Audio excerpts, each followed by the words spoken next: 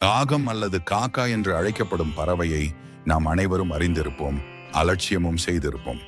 ஆனால் ஆச்சரியப்படும் அளவு அசாத்திய குணங்கள், பல தெய்வ ரகசியங்கள் அதற்கு உண்டு என்றும், மனிதனை விட உயர்ந்த வாழ்வில் நெறிமுறைகளை கடைபிடிக்கும் பறவை என்பதையும் நம்மில் பலர் அறிந்திருக்க வாய்ப்பு இல்லை.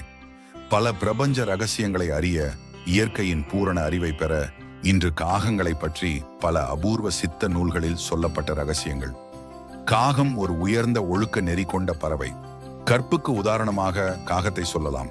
தனது ஜோடியுடன் மட்டுமே இணை சேரும் கூச்ச சுபாவம் கொண்டது காகம். பெரும்பாலும் மாலையில் நீர் நிலைகளில் குளித்துவிட்டு தான் தன் கூட்டுக்கு செல்லும் வழக்கமுடையது காகம். உணவை ஒருபோதும் தனியாக சாப்பிட வேண்டும் என்கிற சுயநலம் சிறிதும் இல்லாத பறவை. உணவு கிடைத்தால் கரைந்து தன் சகாக்களையும் அழைத்து பகிர்ந்து சாப்பிடும் சிறந்த குணம் காக்கைக்கு உண்டு.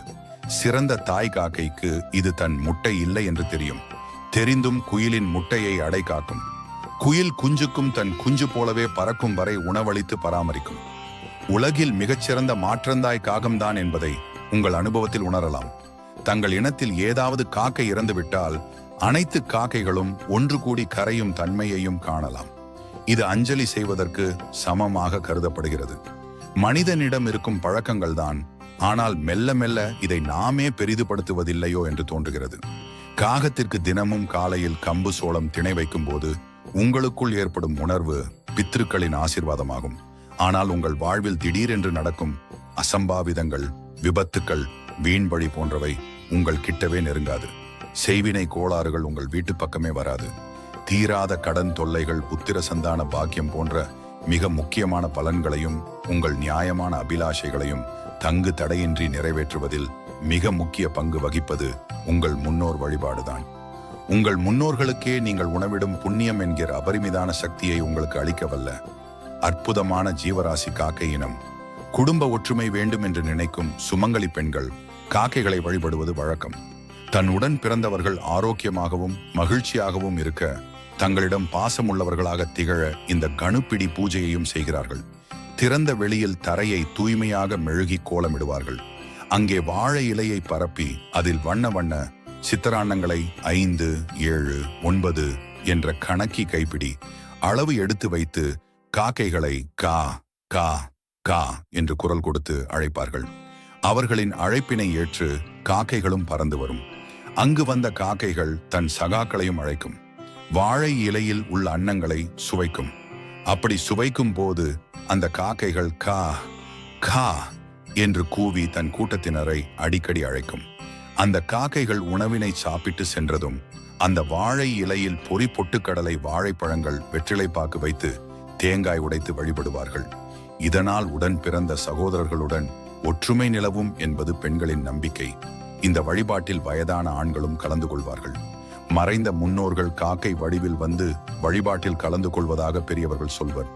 இதனால் பித்ருக்களின் ஆசி கிட்டும் என்பது நம்பிக்கை. மேலும் காக்கைகளை அன்று வழிபடுவதால் சனி பகவானை திருப்திப்படுத்தியதாகவும் கருதுகிறார்கள். காக்கை சனி பகவானின் வாகனம். காக்கைகளுக்கு உணவு அளிப்பது சனிக்கு மகிழ்ச்சி தருமாம். காக்கைகளில் நூபூரம், பரிமளம், மணிக்காக்கை, அண்டங்காக்கை என சில வகைகள் உண்டு. காக்கையிடம் உள்ள தந்திரம் வேறு எந்த பறவைகளிடமும் காண முடியாது.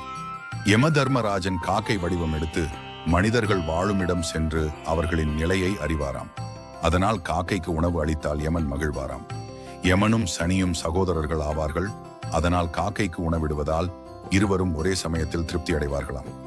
தந்திரமான குணம் கொண்ட காகம் யாராவது விருந்தினர் வருவதாக இருந்தாலும், நல்ல செய்திகள் வருவதாக இருந்தாலும் முன்கூட்டியே காகம் நம் வீட்டின் முன் கா கா என்று பல முறை குரல் கொடுக்கும்.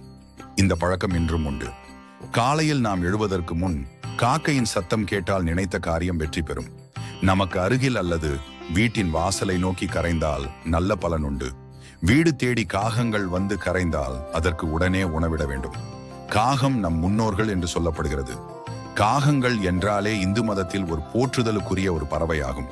எந்த பறவைக்கும் படையலிட மாட்டார்கள், ஆனால் காகத்திற்கு படையலிடுவார்கள்.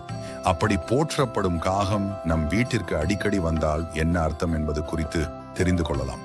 பயணத்தின் போது உங்கள் வீட்டிற்குள் காகத்தின் ஒரு உரத்த அலறல் உங்கள் பயணம் வெற்றிகரமாக இருக்கும் என்று அர்த்தம். உண்மையில் இது உங்கள் வாழ்க்கையில் சில பெரிய மாற்றங்கள் வருவதற்கான அறிகுறியாகும். இது உங்களுக்கு நல்லது.